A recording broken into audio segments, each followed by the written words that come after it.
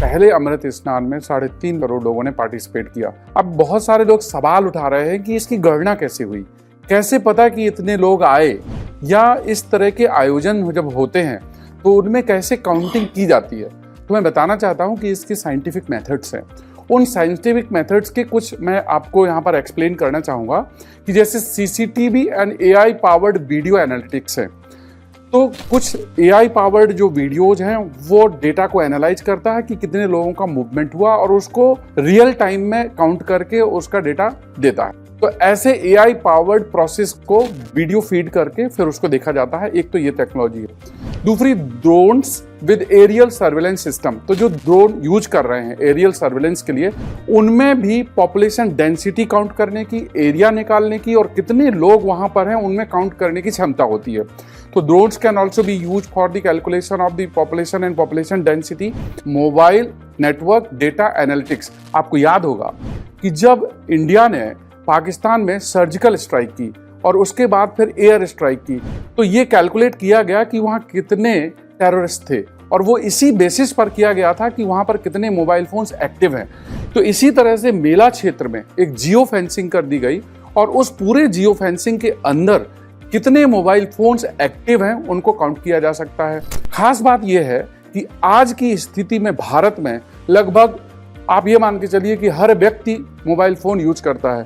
हाँ, अगर छोटे बच्चे हैं उनको हो सकता है कि उनका मोबाइल फोन काउंटिंग में ना हो, लेकिन मोटा मोटा मोबाइल फोन की डेटा का एनालिसिस किया जा सकता है। ये भी एक टेक्निक है। फिर चौथे नंबर पर हम बात करते हैं GPS and geospatial technology. तो जो ग्लोबल पोजिशनिंग सिस्टम है, ऐसे कुछ ऐप्स हैं, ऐसे कुछ डिवाइसेस हैं जिनको यूज किया जा सकता है कि कितने लोगों का मूवमेंट हो रहा है और उस मूवमेंट को जियो फेंसिंग की तरीके से काउंट करा जा सकता है। तो वो हो गया। फिर यूज ऑफ आईओटी, मतलब internet oriented things and smart sensors, इनको अप्लाई करके sensors like infrared and ultrasonic counters होते हैं, उनको भी यूज करा जा सकता है। फिर सैटेलाइट इमेजिंग कर सकते हैं कि पूरे एरिया का सैटेलाइट इमेज लिया गया, उसकी डेंसिटी निकाली गई, उसमें कितने लोग हैं, एक पर्सन को वहां पर होने के लिए कितना स्पेस लगता है, और उसको भी यूज करा जा सकता है। फिर और आगे बढ़ते हैं।